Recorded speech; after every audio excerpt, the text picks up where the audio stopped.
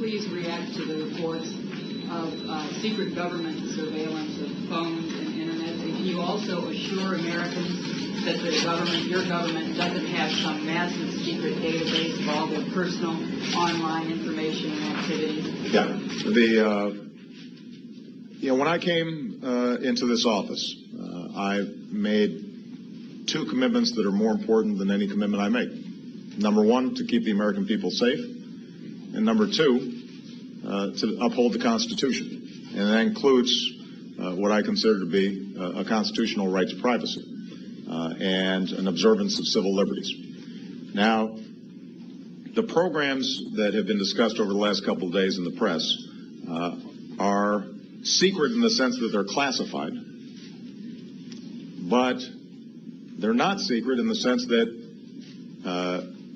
when it comes to telephone calls, every member of Congress has been briefed on this program.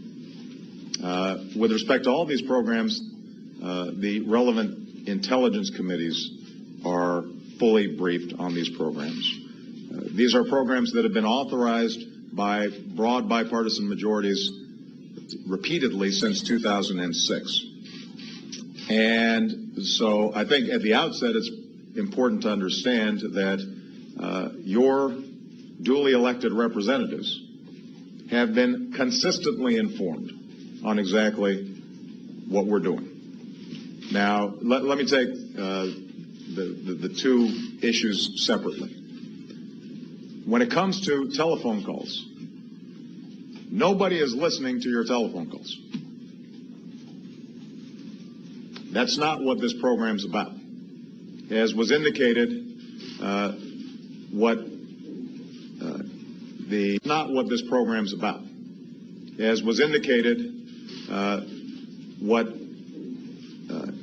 the intelligence community is doing is looking at phone numbers and durations of calls. They are not looking at people's names, and they're not looking at content.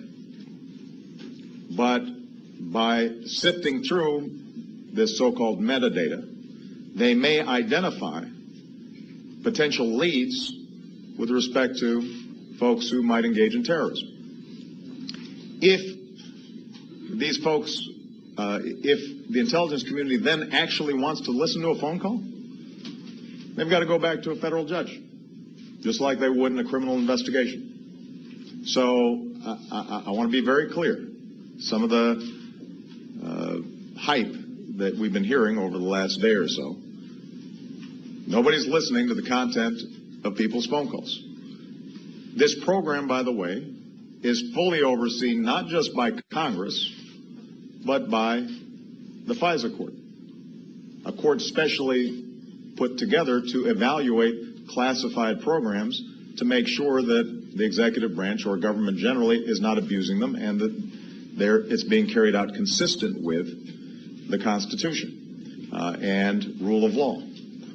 And so not only does that court authorize the initial gathering of data, but I want to repeat, if anybody in government wanted to go further than just that top-line data and wanted to, for example, listen to Jackie Combs' phone call, they'd have to go back to a federal judge and